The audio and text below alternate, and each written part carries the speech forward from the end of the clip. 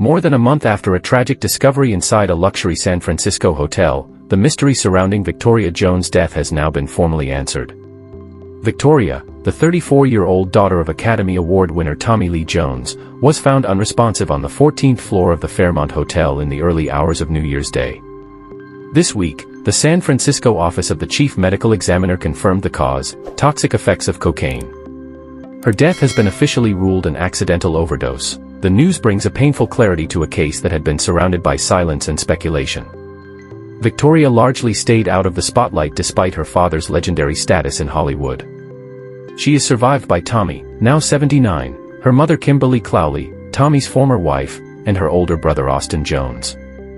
Shortly after her passing became public, the family released a brief statement thanking people for their kind words and asking for privacy during what they described as an extremely difficult time. But behind the scenes, court records reveal that Victoria had faced serious challenges in recent years.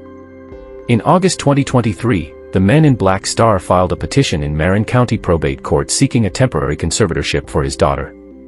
While the exact legal details remain confidential, reports at the time indicated Victoria had been placed on a 14-day psychiatric hold at a hospital in Greenbury after authorities determined she could pose a risk to herself or others. Court documents suggested she was appealing that hold, and her father requested that arrangements be made for her transfer to a drug rehabilitation facility immediately upon release.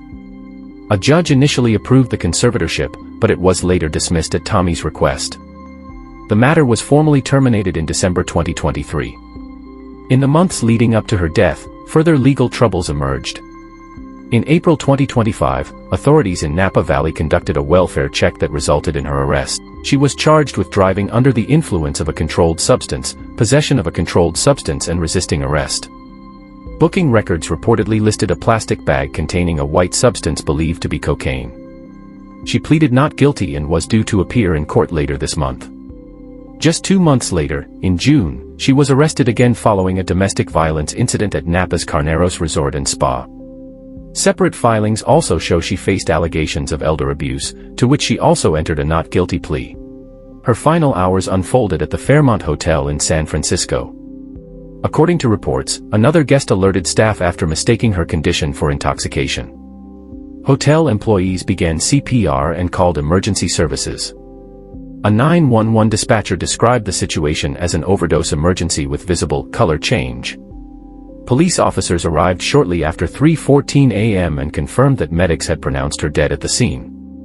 Victoria was born in 1991 and had brief brushes with acting during her childhood. She appeared as a young girl in Men in Black 2, alongside her father, and later featured in a 2005 episode of One Tree Hill. That same year, she appeared in The Three Burials of Melquiades Estrada, a film directed by Tommy himself. Although she stepped away from acting as an adult, she occasionally accompanied her father to red carpet events, including the premiere of Just Getting Started in 2017 and the Tokyo International Film Festival that same year. In a past interview, Tommy praised her talent and described her as a gifted actress who spoke impeccable Spanish. Tommy Lee Jones, of course, won his Oscar in 1994 for The Fugitive, starring opposite Harrison Ford, a performance that cemented his place in film history. Now, however, the spotlight shifts from awards and accolades to a deeply personal loss. Victoria Jones' story is a reminder that even families connected to Hollywood fame are not shielded from struggle. Behind the red carpets and film premieres, there was a young woman facing battles that ultimately proved fatal. And for her family, the grief remains, long after the headlines fade.